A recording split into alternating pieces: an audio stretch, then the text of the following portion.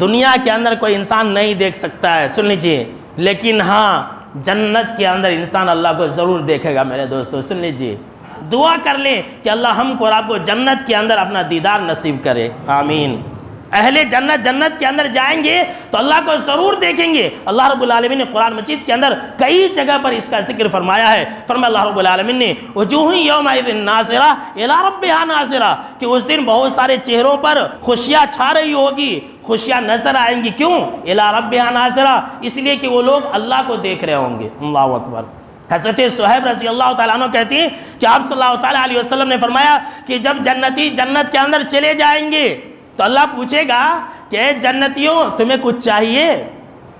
تو جنتی کہیں گے کہ اے اللہ ہمیں کیا چاہیے؟ کیا تو نے ہمارے چہروں کو روشن نہیں کیا؟ کیا تو نے ہمیں جہنم سے بچا کر کے جنت میں نہیں ڈالا؟ ہمارے پاس سب کچھ ہے، اب ہمیں کچھ نہیں چاہیے۔ جناب محمد عربی صلی اللہ تعالیٰ علیہ وسلم نے فرمایا جب جنتی ایسا کہیں گے تو اللہ اپنا نور کا پردہ ہٹا دے گا۔ اللہ اکبر۔ جیسی نور کا پردہ ہٹائے گا تو آپ صلی اللہ تعالیٰ علیہ وسلم نے فرمایا کہ جنتی جب اپنے رب کو دیکھیں گے تو اس سے زیادہ ان کو خوش کرنے والی چیز کوئی دوسری چیز نہیں ہوگی۔ اور دوسری جگہ ایک حدیث ہے، آپ صلی اللہ تعالیٰ علیہ وسلم نے فرمایا کہ جب جنتی جنت میں اللہ کو دیکھ لیں گے تو جنت کی جتنی بھی ساری نعمتیں ہیں وہ سب پھیکی پڑ جائیں گی، سب بیکار ہو جائیں گی۔ اللہ کو دیکھنے کے سامنے میں جنت کی جتنی بھی نعمتیں سب حقیر ہے، اللہ کے چہرے کے سامنے میں جنت کی خوبصورتی بھی حقیر ہے، اس کی کچھ اہمیت نہیں ہے۔ سارے کے سارے جنتی سمجھیں گے اللہ کو دیکھنے کے بعد ارے جنت کے ساز و سامان، جنت کی نعمتیں کچھ بھی نہیں ہیں۔ اللہ اکبر۔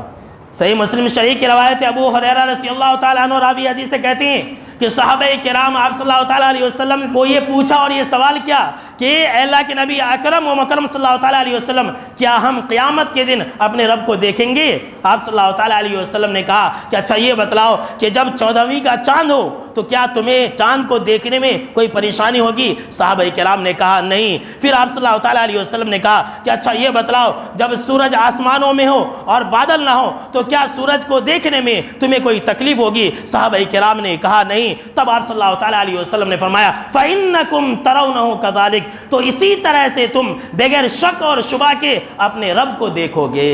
اللہ اکبر۔ اپنے رب کو دیکھنا چاہتے ہیں؟ بولیے بھائی، دیکھنا چاہتے ہیں تو پھر دو کام کرنا پڑے گا، سن لیجئے۔ باتوں میں میں آپ کو یہ حدیث سنا دیتا ہوں، صحیح مسلم شریف کی روایت ہے، جناب محمد عربی صلی اللہ تعالیٰ علیہ وسلم نے فرمایا کہ اگر تم اپنے رب کا چہرہ دیکھنا چاہتے ہو جنت کے اندر تو پھر تم 2 نمازوں کو کبھی مت چھوڑنا۔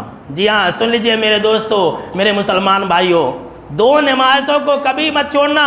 5 نماز تو پڑھنی ہے، 2 نمازوں کو کبھی بھی مت چھوڑنا۔ وہ 2 نمازیں کون سی ہیں؟ ایک ہے فجر کی نماز اور ایک ہے عصر کی نماز۔ اللہ اکبر۔